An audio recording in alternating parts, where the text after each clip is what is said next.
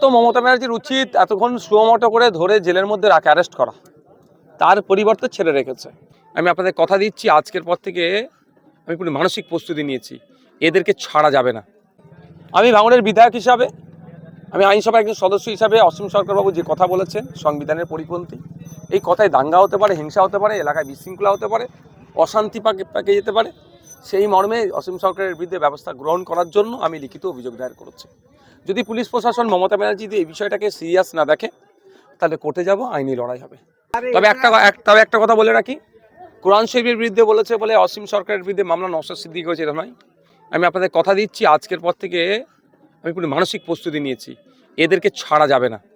কেউ যদি বাইবেলের সম্পর্কে বলে, গীতার সম্পর্কে বলে, অন্যান্য ধর্মীয় ধর্মগ্রন্থ সম্পর্কে বাজে মন্তব্য করে, সংবিধান পরিপন্থী কোনো কাজ করে, তাদেরকে আমরা ছাড়বো না। তাদের বিরুদ্ধে অভিযোগ করবো, তাদের বিরুদ্ধে আইন লড়াই করবো। ভাইজান, যে হারে এসআইআর থেকে হিন্দুদের বা অনেক বাঙালিদের নাম বাদ গিয়েছে, সেই মোড়টাকে ঘোরাবার জন্য কি মুসলমানদের উপরে কটূক্তি করা হচ্ছে?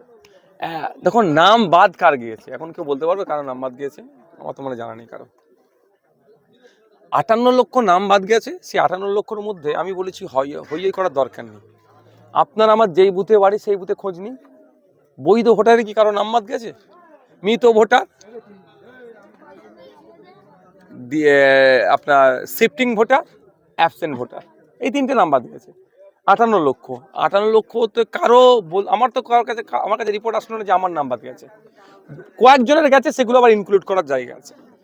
বিজেপি তৃণমূল ইস্যু খুঁজে পাচ্ছে না যে পশ্চিমবাংলার মানুষকে বোকা বানাবো কি করে। 2021 সালে ইস্যু পেয়েছিল, সিএনআরসির গল্প শুনিয়েছিল।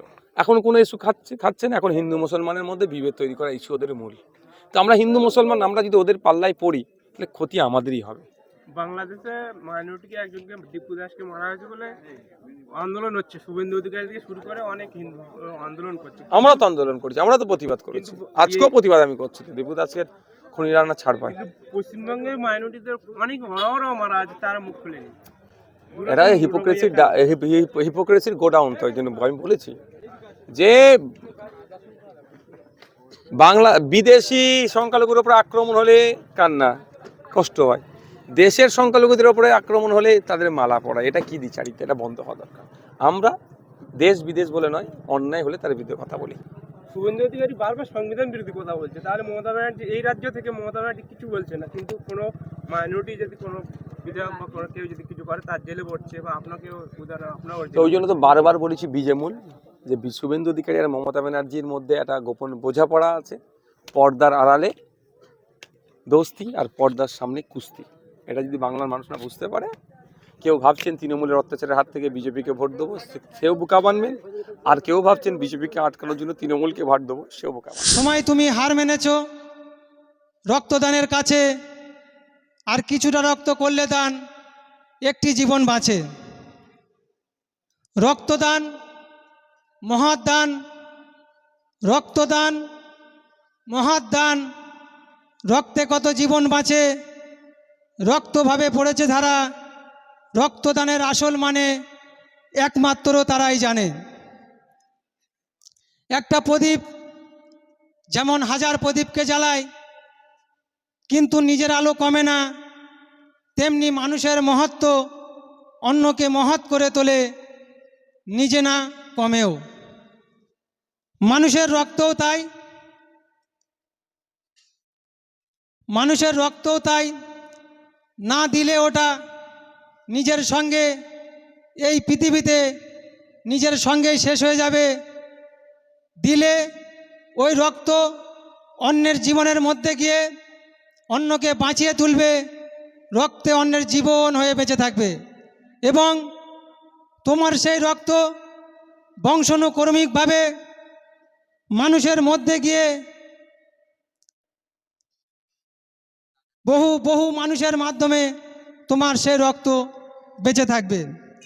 তাই তুচ্ছ নয় রক্তদান, বাঁচাতে পারে একটি প্রাণ।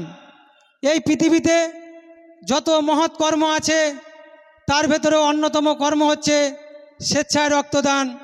আর যারা স্বেচ্ছায় রক্ত দিয়ে থাকেন তারা হচ্ছেন প্রকৃত যোদ্ধা। তাই বন্ধুগণ, যে চকমরিচায় ভাইবার সংঘের পক্ষ থেকে যে রক্তদান শিবির চলছে, তাঁরা যে উদ্যোগ নিয়েছেন, এটা বিশাল একটা ব্যাপার। তাই সকলের কাছে অনুরোধ রাখব, যারা এখনো পর্যন্ত রক্ত দেননি তাদের কাছে অনুরোধ করছি, আসুন রক্ত দিন। রক্ত দিয়ে নিজে সুস্থ থাকুন এবং অন্যেরকে সুস্থ রাখার সহযোগিতা করুন। আমাদের মধ্যে আর কিছুক্ষণের মধ্যে আমাদের ভাঙড় বিধানসভার বিধায়ক মোহাম্মদ নওশাদ সিদ্দিকী মহাশয় তিনি উপস্থিত হবেন। এই বলে আমি আমার বক্তব্য শেষ করলাম। ধন্যবাদ সম্মানীয় সাচ্চু মোল্লা মহাশয়কে, অসংখ্য অসংখ্য ধন্যবাদ জানাচ্ছি। এরপরে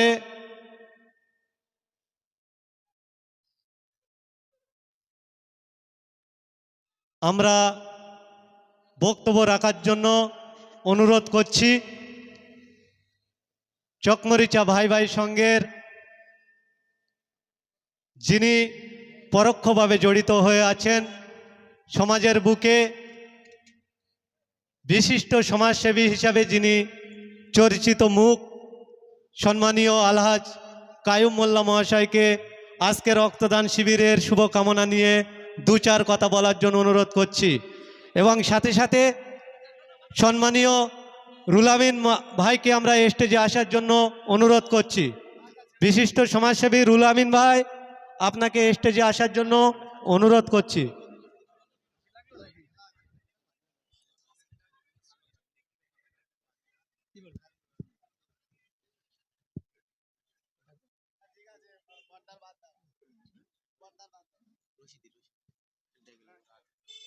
আমাদের রশিদ ভাই তোমাকে স্টেজে আসার জন্য আমরা আহ্বান করছি।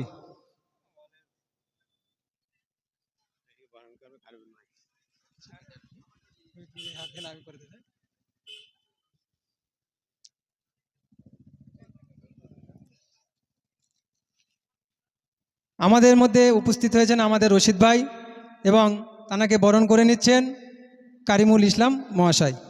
সকলে একটু, এবং সাথে সাথে উত্তরীয় দিয়ে বরণ করে নিচ্ছেন আমাদের তৌফিক রহমান মহাশয়। সকলে একটু হাতে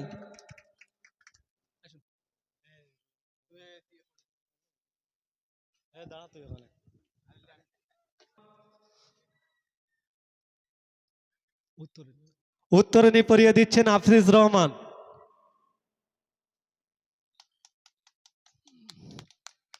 এরপরে আমরা বরণ করে নেব বিশিষ্ট সমাজসেবী আসেম বিল্লাহ খান।